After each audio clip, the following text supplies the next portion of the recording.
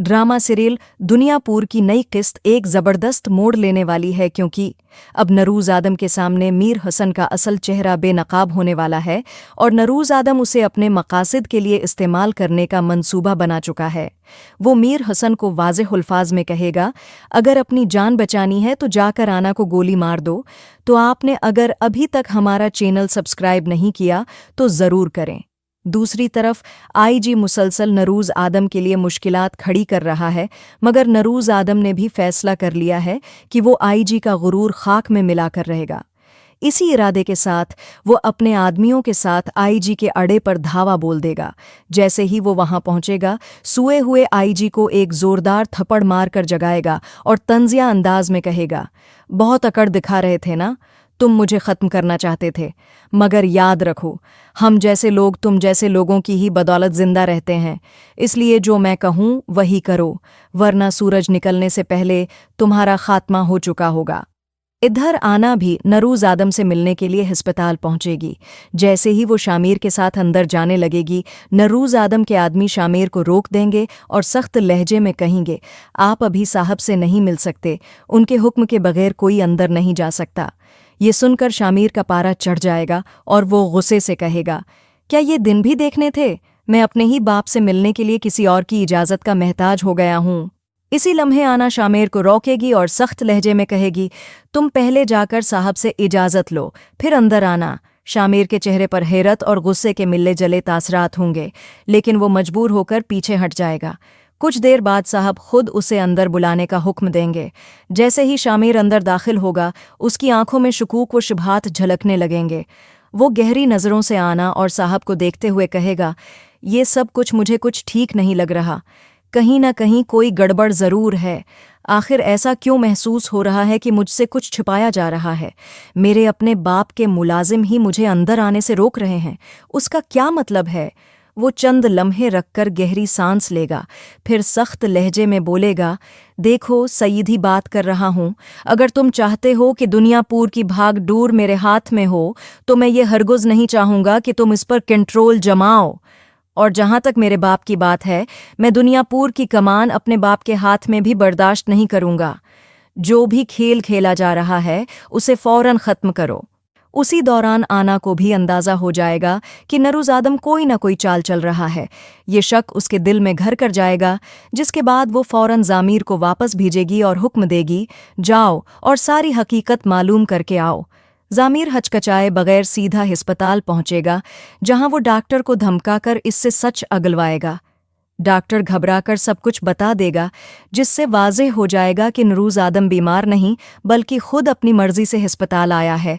ये सुनकर ज़ामिर तेज़ी से वापस लौटेगा और नवाब साहब और आना के सामने हकीकत खोल कर रख देगा।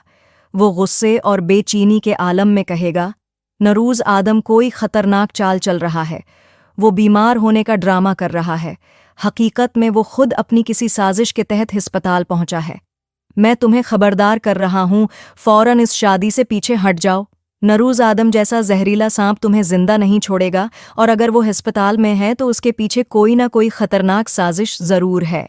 ये सुनकर आना की आंखों में आग भड़क उठेगी। वो एक ठूस लहजे में जवाब देगी, अब मैं इतनी दौड़ आकर पीछे नहीं हट सकती। ये जंग मेरी माँ की मौत का बदला लेने की जंग है और मैं अपना बदला लेकर ही रहूँगा। शामिर को अचानक मीर हसन की गैर मौजूदगी का एहसास होने लगेगा और उसकी पेशानी पर फिक्र की लकीरें नुमायां हो जाएंगी। वो फ़ौरन अपने एक ख़ास आदमी को अंदर बुलाएगा और सख्त लहजे में हुक्म देगा, सच सच बताओ, यहाँ क्या खेल खेला जा रहा है और मीर हसन कहाँ है? अगर तुमने झूठ बोला या कोई बात छिपाने की कोशिश की तो याद रखो, ये बंदूक की सारी गोलियां तुम्हारे भेजे में उतार दूंगा। मगर साहब के खास मुलाजिम के चेहरे पर कोई तासर न आएगा। वो पुरस्कून लहजे में जवाब देगा, मुझे नहीं मालूम कि मीर हसन कहाँ गया, वो एक गुदार था और शायद किसी चाल के तहत ही तुम्हारे साथ शामिल हुआ था। दूसरी तरफ नरूज़ आदम ने सबके सामने मीर हसन का असल चेहरा लाने के लिए एक खतरनाक चाल चल दी थी। इसने आईजी को अगवा करवा लिया था।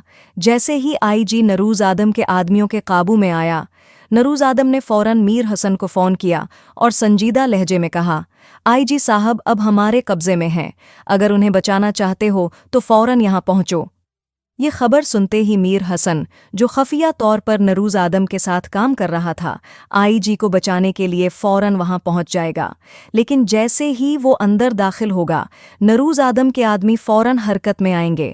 چند لمحوں کے اندر اندر میر حسن خود بھی نروز آدم کے جال میں پھنس جائے گا۔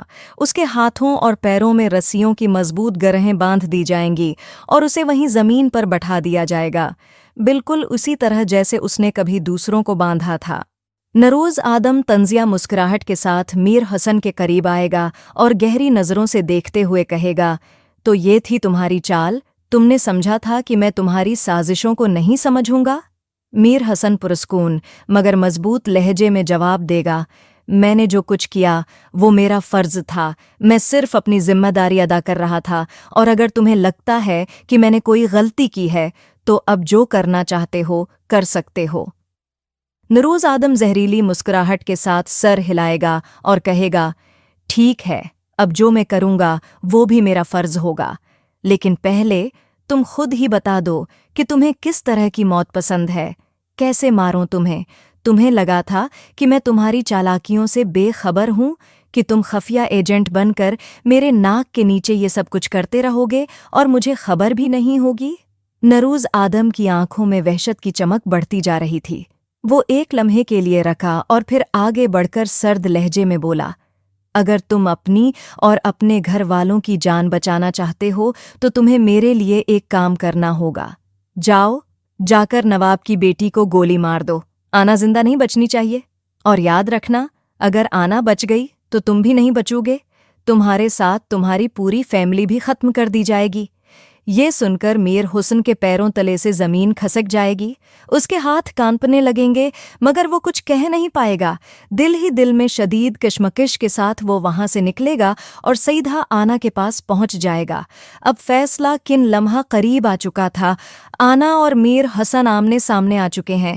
یہاں یا تو آنا میر حسن کو گولی مار دے گی یا پھر میر حسن آنا پر فائرنگ کرنے کی کوشش کرے گا۔ تو آپ کا کیا خیال ہے؟ کیا آنا بچ پائے گی یا پھر میر حسن اپنی مجبوریوں کے آگے جھک جائے گا؟ اپنی رائے کمنٹس میں ضرور دیں اور مزید ایسے سنسنی خیز ویڈیوز دیکھنے کے لیے ہمارے چینل کو سبسکرائب کرنا نہ بھولیں۔